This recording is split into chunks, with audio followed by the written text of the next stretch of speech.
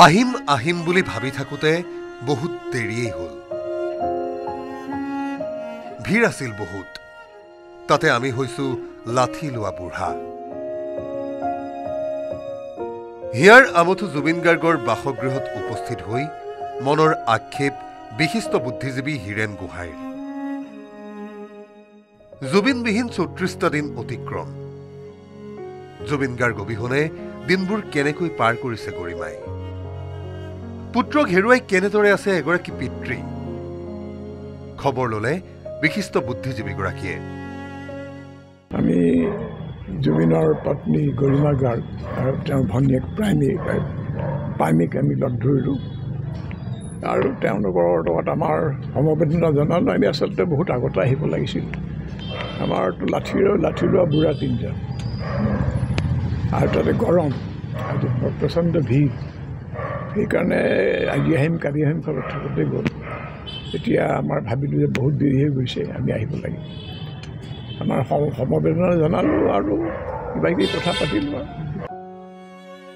অসম নাগৰিক সমাজৰ পৰা জুবিন পত্নী গৰিমা শইকীয়া গাৰ্গ আৰু ভগ্নী ডক্টৰ পামী বৰঠাকুৰক লগ কৰি সমবেদনা জ্ঞাপন ডক্টৰ হীৰেন গোহাঁইৰ।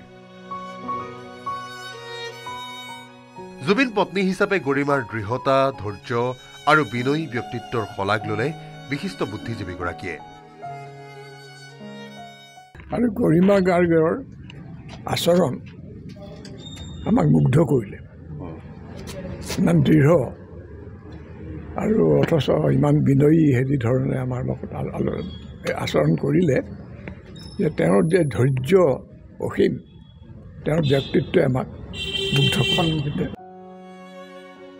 জুবিন ক্ষেত্ৰত প্ৰতিদিনে উপস্থিত হৈছে ৰাজ্যৰ বিভিন্ন স্থানৰ হাজাৰ হাজাৰ অনুৰাগী। সমান্তৰালকৈ জুবিন গাৰ্গৰ কাহিলীপাৰাৰ ঘৰখনতো অনুৰাগীৰ লগতে বিশিষ্ট ব্যক্তিসকলে প্ৰতিদিনে উপস্থিত হৈ খবৰ ৰাখিছে পৰিয়ালটোৰ। বৃহস্পতিবাৰে কাহিলীপাৰাৰ ঘৰত বিশিষ্ট বুদ্ধিজীৱী হীৰেন গোহাঁইৰ লগতে ৰাজ্যসভাৰ সাংসদ অজিত কুমাৰ ভূঞা, আন কেইবাজনো বিশিষ্ট ব্যক্তি উপস্থিত হৈ সাক্ষাৎ কৰে জুবিন পত্নী গৰিমা শইকীয়া গাৰ্গ, পিতৃ কপিল ঠাকুৰ আৰু ভগ্নী পামী বৰঠাকুৰক। Priyabrata Gogoi report, news 18, Assam north east.